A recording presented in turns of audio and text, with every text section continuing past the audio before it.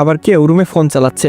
এখানে সবাই আমার ক্লাসমেট না, কেউ দোকানে চাকরি করে, কেউ রাস্তায় হকারের দোকান দেয়, আবার কেউ আমার ক্লাসমেট। আমি আমার ব্যাগের কাছে এসে গায়ের গেঞ্জিটা খুলি, ভিজে গেছে অনেকটা।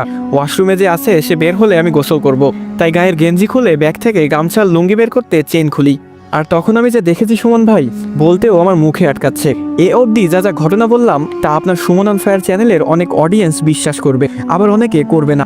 ব্যাগ খোলার পর যা দেখেছি সেটাও হয়তো কেউ বিশ্বাস করবে না, কিন্তু আমার সাথে ঘটেছে। আমি বুঝি এই কালো জগৎকে।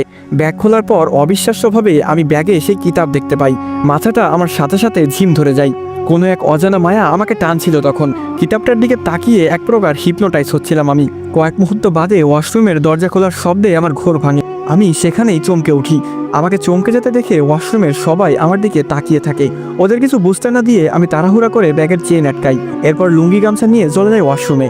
সেই দিন সারাটা সময় আমি এইরকম ছোটোখাটো অস্বাভাবিক অনুভব করেছি, মানে আমার সাথে কেউ আছে, দূর থেকে কেউ আমার দিকে তাকাচ্ছে, আমাকে কেউ লুকিয়ে লুকিয়ে দেখছে। এরকম বিভিন্ন ছোটোখাটো আতঙ্কের মাঝে ছিলাম, যদিও আমি কাউকে দেখতে পাইনি, কিন্তু আমার মনে সারাদিন এসবই ছিল। সেদিন কলেজ শেষ করে আমি দ্রুত বাসায় চলে আসি। রুমমেটদের কেউ এখনও আসেনি। আমার সাহস হচ্ছে না কিতাবটা স্পর্শ করার। ব্যাগে কিতাবটা এখনও আছে। কিতাবটার উপর একটা ভয় সৃষ্টি হয়। বাড়িতে কল দিয়ে মা বাবার সাথে কিছুক্ষণ কথাবার্তা বললাম। ততক্ষণে রুমমেটদের সবাই এসে যায়। রাত 10টার দিকে আমি ঘুমানোর জন্য প্রস্তুতি নিয়েছি।